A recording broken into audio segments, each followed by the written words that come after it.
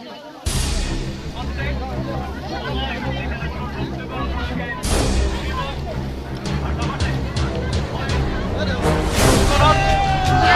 যাতে কোনো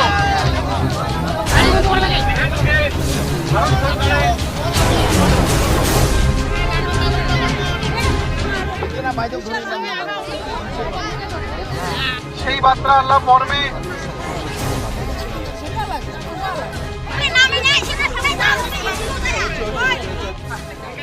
আজি আমার এই রেল অবরোধ কার্যসূচিটা আপাততকালীনের জন্য স্থগিতর জন্য আমার নির্দেশনা দিছিল। রেল অবরোধটা আমার বানচাল না হয় স্থগিত, যে 7 দিনের ভিতরে যদি আমার কেএলও শান্তি চুক্তিটা প্রকৃতপক্ষে রূপায়ণের জন্য কেন্দ্র সরকারে ব্যবস্থা গ্রহণ না করে তাহলে আমার এই আন্দোলন বহাল থাকিবে। গতিকে মই আমার আজি উপস্থিত থাকা সব নেতৃত্ববৃন্দ সাথে পুলিশ বিষয়া মহোদয়ক বহুত বহুত ধন্যবাদ জ্ঞাপন করিছ। তো গতিকে আমি আজি এই আন্দোলনের জড়িয়তে আমি ভারত সরকারের প্রধানমন্ত্রী, রাষ্ট্রপতি আর গৃহমন্ত্রী আমি এখন স্মারকপত্র দিম। আর এই স্মারকপত্র প্রদান করার পিছে যাতে 7 দিনের ভিতৰত আমার কেএলও শান্তি চুক্তির প্রক্রিয়াটো হাতত লৈ কেএলও শান্তি চুক্তি সম্পাদনের ব্যবস্থা গ্রহণ করে।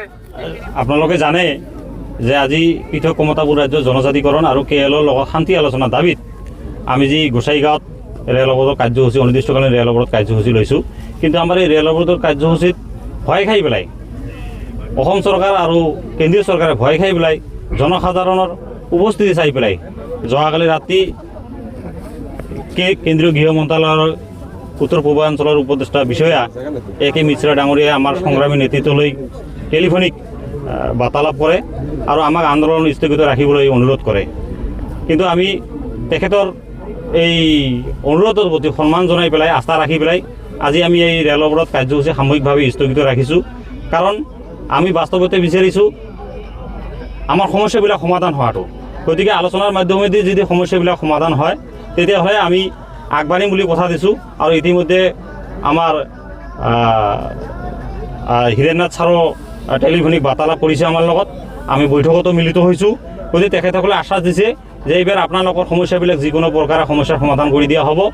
আৰু কেএলৰ শান্তি আলোচনা আৰু জনজাতিকৰণৰ দাবীত এসপ্তাহৰ ভিতৰত দিল্লীত গৃহমন্ত্ৰী পৰ্যায়ত এখন আলোচনা বৈঠকৰ আয়োজন কৰি দিব বুলি আমাক এ.কে. মিশ্ৰা ডাঙৰীয়াই কথা দিছে। আৰু আমাৰ পৰা ইতিমধ্যে প্ৰতিনিধিৰ নামো বিচাৰিছে। গতিকে আমি বিশ্বাস আৰু আস্থাত লৈছোঁ এইবাৰ। কিন্তু আমি ৰেল অৱৰোধ কাৰ্যসূচী আজি সাময়িকভাৱে স্থগিত হৈ ৰাখিছোঁ।